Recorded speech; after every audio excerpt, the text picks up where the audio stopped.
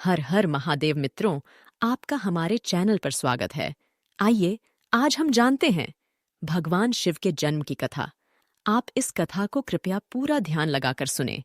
सावन में ये कथा सुनने से बहुत पुण्य मिलता है। भगवान शिव की इस पुण्य कथा को पूरा सुने, क्योंकि किसी भी कथा को बीच में छोड़ने से कोई भी फल नहीं मिलता है। वेद कहते हैं कि जो जन्मा है वह मरेगा, अर्थात जो बना है वह फना है। वेदों के अनुसार ईश्वर या परमात्मा अजन्मा, अप्रकट, निराकार, निर्गुण और निर्विकार है। अजन्मा का अर्थ जिसने कभी जन्म नहीं लिया और जो आगे भी जन्म नहीं लेगा। प्रकट अर्थात जो किसी भी गर्भ से उत्पन्न न होकर स्वयंभू प्रकट हो गया है, और अप्रकट अर्थात जो स्वयंभू प्रकट भी नहीं है। निराकार अर्थात जिसका कोई आकार नहीं है। निर्गुण अर्थात जिसमें किसी भी प्रकार का कोई गुण नहीं है। निर्विकार अर्थात जिसमें किसी भी प्रकार का कोई विकार या दोष भी नहीं है। शंकर भगवान के जन्म की कहानी हिंदू धर्म में कुल 4 वेद और 58 पुराण हैं, और इन वेदों पुराणों में देवी देवताओं के जन्म से लेकर उनके अवतार और अन्य कृत्यों की जानकारी का वर्णन किया गया है। दुविधा की बात तो यह है कि कुछ समान बातों से परे सभी में कहानियों का अलग अलग तरीके से बखान किया गया है, जो इन जानकारियों की विश्वसनीयता को और भी अधिक पेचीदा बना देता है। पुराणों में त्रिदेव कहे जाने वाले ब्रह्मा, विष्णु और महेश के जन्म से जुड़ी कहानियों का भी उल्लेख किया गया है। जहां एक तरफ वेदों में भगवान को एक निराकार रूप का दर्जा दिया गया है, वहीं दूसरी तरफ पुराणों में त्रिदेवों के जन्म से संबंधित कहानियों के बारे में बताया गया है।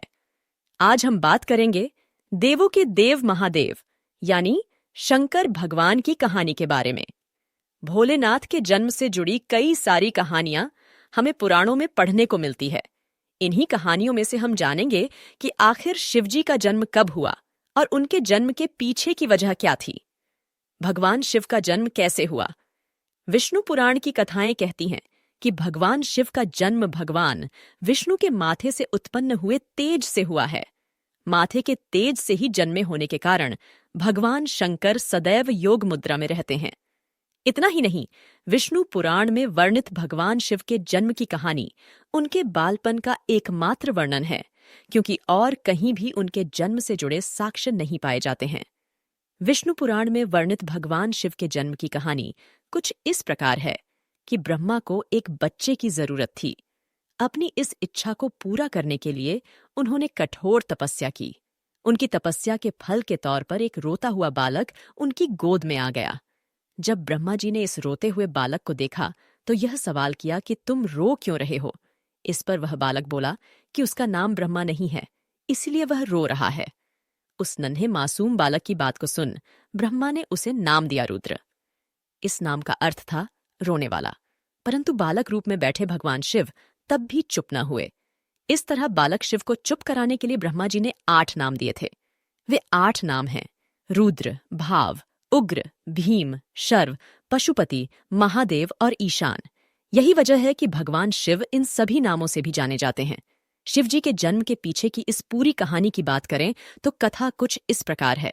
जब संपूर्ण ब्रह्मांड, धरती, आकाश और पाताल जलमग्न था, उस समय ब्रह्मा, विष्णु और महेश के अलावा कोई भी अस्तित्व में नहीं था।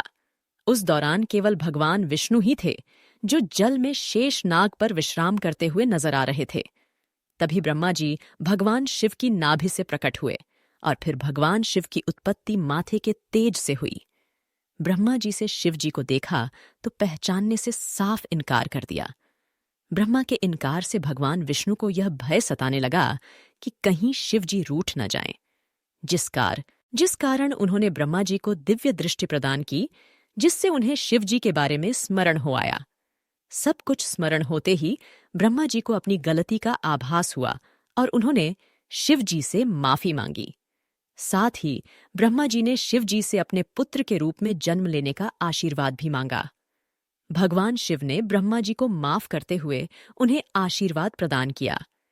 इसके बाद भगवान विष्णु के मैल से उत्पन्न हुए मधुकैटभ के वध के बाद जब ब्रह्मा जी ने संसार की रचना करना आरंभ किया, तब उन्हें एक बच्चे की जरूरत पड़ी। इसी समय उन्हें भगवान शिव से मिला आशीर्वाद याद आया। आशीर्वाद को पाने के लिए उन्होंने तपस्या की और फिर एक बालक उनकी गोद में प्रकट हो गया। आइए जाने कि भगवान शिव के पिता कौन है। विष्णु पुराण की माने तो शिव जी के पिता ब्रह्मा जी थे, जिन्होंने शिव जी से अपने पुत्र के रूप में जन्म लेने का आशीर्वाद मांगा था। फिर समय आने पर सृष्टि के निर्माण के समय शिव जी ने ब्रह्मा जी के पुत्र के रूप में जन्म लिया। शंकर भगवान के गुरु कौन थे?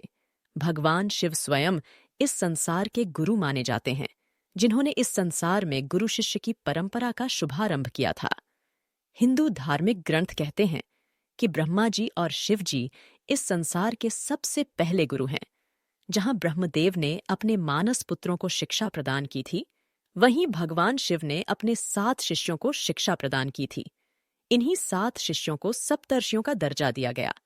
शिव अगर आप भोले बाबा के भक्त हैं तो कमेंट में हर हर महादेव लिखना न भूलें।